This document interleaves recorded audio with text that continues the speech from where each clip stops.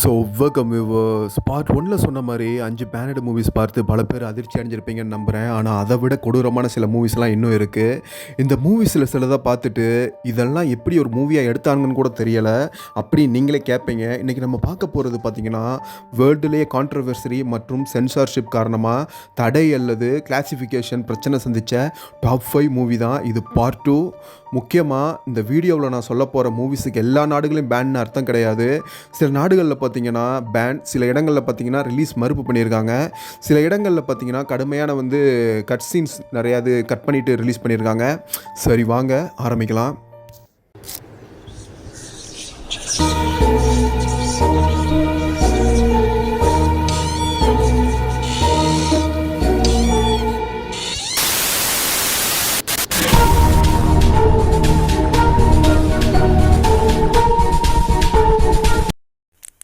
Number 5ல் பார்த்தீங்கன்னா இருக்கிற movie பார்த்தீங்கன்னா த பன்னி கேம். இந்த மூவி பார்த்தீங்கன்னா சாதாரண ஒரு ஹாரர் மூவி கிடையாது. ஒரு பெண்ணு ஒரு சீரியல் கில்லர் கிட்ட மாட்டிக்கிறாங்க. அதுக்கப்புறம் பார்த்தீங்கன்னா அவங்களுக்கு நடக்கிற டார்ச்சரை ரொம்ப ராவாகவும் ரொம்ப டிஸ்டர்பிங்காகவும் காட்டியிருப்பாங்க. இந்த மூவியோட பிக்கஸ்ட் ப்ராப்ளம் என்னென்னா இது ஆடியன்ஸை பயமுறுத்துறதுக்கு மட்டும் இல்லாமல் ரொம்ப ஒரு அன்கம்ஃபர்டபுளாக ஃபீல் பண்ண வர மாதிரி எடுத்திருப்பாங்க. அதனால தான் அந்த மூவிக்கு யூகேல கிளாசிஃபிகேஷன் கிடைக்கவே இல்லை. அதனால் சாதாரணமாக ஒரு மூவிஸுக்கு ஏஜ் ரேட்டிங் கொடுப்பாங்க இல்லையா, இந்த மூவிக்கு அந்த கிளாசிஃபிகேஷன் மறுக்கப்பட்டுச்சு. அதனால் இந்த மூவியை இது ஒரு சாதாரண ஒரு ஹாரர் மூவின்னு நினச்சி பார்க்கக்கூடாது. டிஸ்டர்பிங்ஸ் மூவிஸ் பிடிக்காதவங்க இதை அவாய்ட் பண்ணலாம். நம்பர் 4ல் பார்த்தீங்கன்னா குரூட்டஸ்க். டைட்டிலே என்ன மாதிரி மூவின்னு உங்களுக்கு புரிஞ்சிருக்கும். ஒரு கப்பில் ஒரு மர்மமான நபர் கடத்திட்டு போகிறாரு. அதுக்கப்புறம் ஆரம்பிக்கிற டார்ச்சர். இந்த மூவியில் ஸ்டோரியை விட டார்ச்சர் தான், வைலன்ஸ் அதிகமாக முக்கியத்துவம் கொடுத்துருப்பாங்க. அதனால் யூகேல இந்த மூவியை பார்த்தீங்கன்னா கிளாசிஃபிகேஷன் சர்டிஃபிகேட் மறுக்கப்பட்டுச்சு. இதுதான் முக்கியமான விஷயம். ஒரு மூவிக்கு பார்த்தீங்கன்னா சர்டிஃபிகேட் கிடைக்கலனா அந்த நாட்டில் அதை லீகலாக தேட்ரிக்கலாக ரிலீஸ் பண்ண முடியாது. இந்த மூவியை பார்த்தவங்க பல பேருக்கு ஒரே ரியாக்ஷன் தான், இது ஹாரர் மூவியா இல்லை டார்ச்சர் மூவியான்னு. அந்தளவுக்கு டிஸ்டர்பிங்காக இருந்துச்சு. நம்பர் 3ல் இருக்கிற மூவி பார்த்தீங்கன்னா ஐ ஸ்பிரிட் ஆன் யுவர் கிரேவ். இந்த மூவி பார்த்தீங்கன்னா 1978 வெளியாகுது. ஒரு பெண்ணை பார்த்தீங்கன்னா சில ஆண்கள் அட்டாக் பண்ணுறாங்க. அதுக்கப்புறம் அவங்க எப்படி ரிவெஞ்ச் எடுக்கிறாங்கிறத முழு கதை. இந்த மூவி ரிலீஸ் ஆன காலத்திலே மிகப்பெரிய ஒரு கான்ட்ரவர்சி ஏற்படுத்துச்சு. காரணம் வைலன்ஸ் மற்றும் செக்ஸுவல் வைலன்ஸ் சீன்ஸ் ரொம்ப கிராஃபிக்காக காட்டப்பட்டிருந்தாங்க. பல நாடுகளில் பார்த்தீங்கன்னா அந்த மூவிக்கு ரெஸ்ட்ரிக்ஷன், கட்ஸ் சென்சார்ஷிப் பிரச்சனை வந்துச்சு. அதனால் இந்த மூவிக்கு ஒரு பெரிய ஒரு ரெவல்யூஷன் உருவாச்சு. ஆனால் இங்கே ஒரு விஷயம் சொல்லணும், இது எல்லா நாடுகள்லையும் பார்த்தீங்கன்னா பர்மனன்ட்லி பேன் மூவி கிடையாது. கண்ட்ரிக்கு கண்ட்ரி சென்சார்ஷிப் ரூல்ஸ் மாறி இருக்கு. அதனால் இதை பார்த்தீங்கன்னா உலகம் முழுக்க பேன்னு சொல்லக்கூடாது. ஆக்சுவலி இந்த மூவி நான் பார்த்துருக்கேன். ஸோ ரொம்ப கொஞ்சம் வைலன்ஸாக தான் இருந்துச்சு. நம்பர் 2ல் இருக்கிற மூவி பார்த்தீங்கன்னா மேன் பிஹைண்ட் த சன். இந்த மூவி பார்த்தீங்கன்னா செகண்ட் வேர்ல்டு வார் காலத்தில் மனிதர்கள் மீது நடத்தப்பட்ட எக்ஸ்பெரிமெண்ட்டை மையமாக வச்சு எடுக்கப்பட்டது. மூவியில் காட்டப்படும் சில சீன்கள் ரொம்ப கிராஃபிக்காக இருப்பதால் மிகப்பெரிய ஒரு கான்ட்ரவர்சி ஏற்படுத்துச்சு.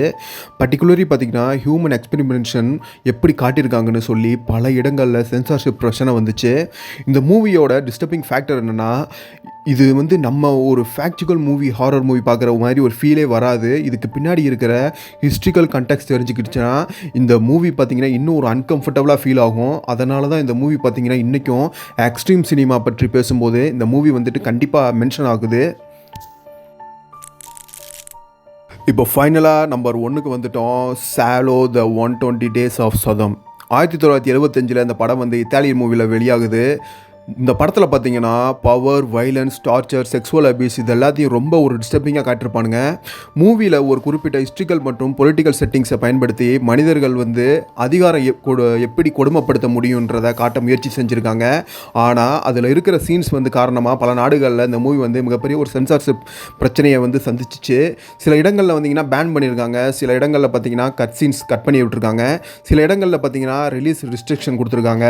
அதனால் இன்றைக்கும் மோஸ்ட் கான்ட்ரவர்ஷியல் ஃபிலிம் எவர் மேடுன்னு சொல்லப்படும் போது மூவிஸில் சாலோ ஒரு முக்கியமான ஒரு பெயர் வரும். ஆனால் இந்த மூவியை வெறும் ஒரு ஷாக் வேல்யூக்காக எடுத்த படம்னு மட்டும் சொல்ல முடியாது. இதுக்கு பின்னாடி பொலிட்டிக்கல் மற்றும் சோசியல் கமெண்ட்ரியும் இருக்குது. அதனால தான் சினிமா ஹிஸ்ட்ரியில் இந்த மூவி இன்றைக்கும் பேசப்படுது. ஆக்சுவலி இந்த மூவி நான் பார்த்துருக்கேன். இந்த மூவியை பார்த்துட்டு ஒரு 1 வீக் ரொம்ப ஒரு டிஸ்டர்பிங்காக இருந்தேன். அந்த மாதிரி ஆயிடுச்சு. ரொம்ப கொடூரமாக எடுத்து வச்சுருப்பானுங்க அந்த படத்தை. ஸோ தயவு செஞ்சு இந்த படத்தை பார்க்காதீங்க. அதாவது இந்த படத்தை ஒரு மென்டல் டைரக்ட் பண்ணியிருந்தால் எப்படி இருக்கும் படம், அந்த மாதிரி தான் இருக்கும் படம் ஃபுல்லாக. ஸோ தயவுசெய்து இந்த படத்தை யாரும் பார்க்காதீங்க. சரி, இதுதான் world top 5 banded movies controversial movies part 2. Part 1ல் இருந்த மூவிஸை விட இந்த லிஸ்ட்டு கொஞ்சம் நல்லாயிருக்கும்னு நம்புகிறேன். இதிலிருந்து உங்களுக்கு ஏதாவது மூவி ஆர்கண்டி பார்த்துருந்தீங்கன்னா அதை கமெண்டில் சொல்லுங்கள். பார்ட் 3 வேணும்னா கமெண்டில் பார்ட் 3ன்னு கமெண்ட் போடுங்க. இப்படி இன்னும் dark facts, banned movies, horror mysteries எல்லாம் தெரிஞ்சுக்கணுன்னா தேனி டூர் சேனலை மறக்காமல் சப்ஸ்கிரைப் பண்ணி வச்சுக்கோங்க. அடுத்த வீடியோவில் இன்னும் ஒரு டார்க் டாப்பிக்கோட சந்திப்போம். Until then, stay safe, stay dark. Thanks for watching.